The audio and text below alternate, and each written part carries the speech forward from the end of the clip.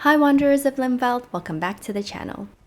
In today's video, I'll share an Immortal explosion build for the Revenant, designed for group support and ultimate fun.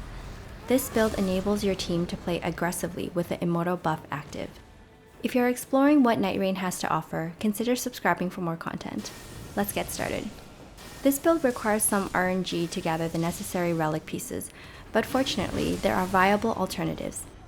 With these setups, you can cast Immortal March roughly every minute or during most combat encounters, providing revives and immortality to carry your team throughout the expedition.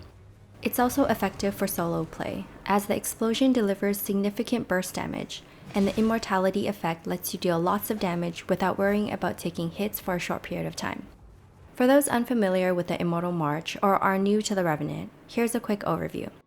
Immortal March is the Revenant's ultimate art, granting immortality to the Revenant, their summons, and allies for a brief duration. It also revives allies, even those with 3 purple bars.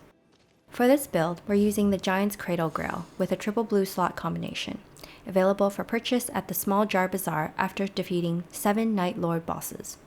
If you don't have this grail yet, you can use the Revenant Chalice as a substitute.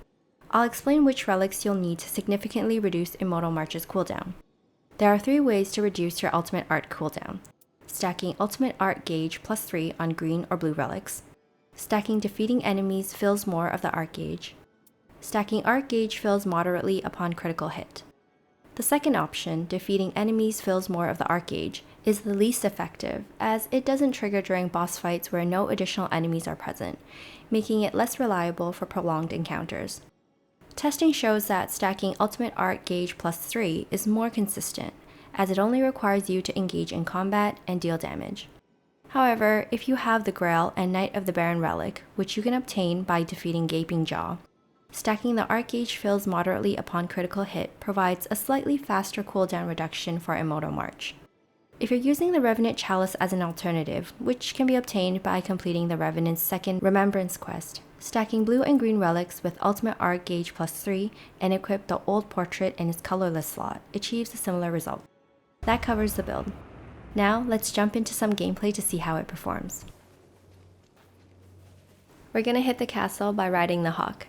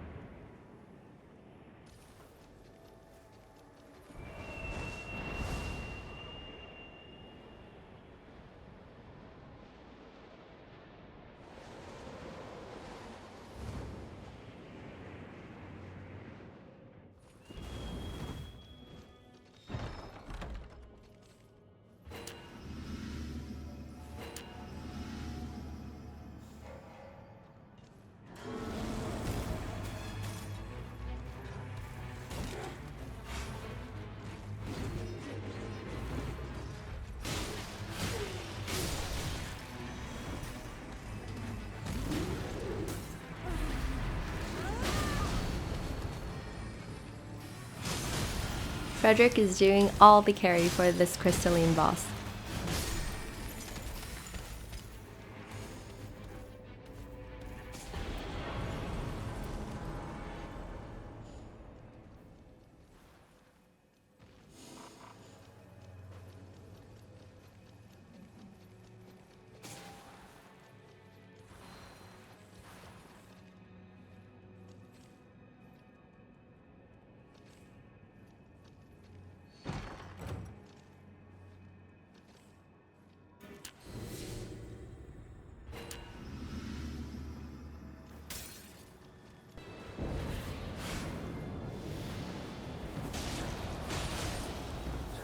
I hate these Nox Swordstress.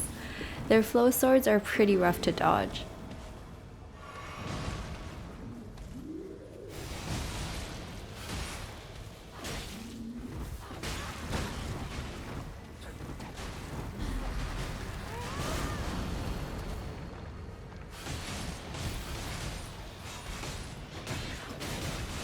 I like how the Revenant can just tank through all the damage after ulti.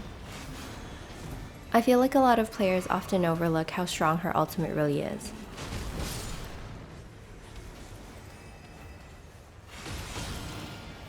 Let me know your thoughts in the comments and share your tips so we can all learn from each other. If you enjoy build crafting in Nightreign, consider subscribing and leaving a like. You can also support me through Patreon or channel membership. With that, I'll see you in the next video.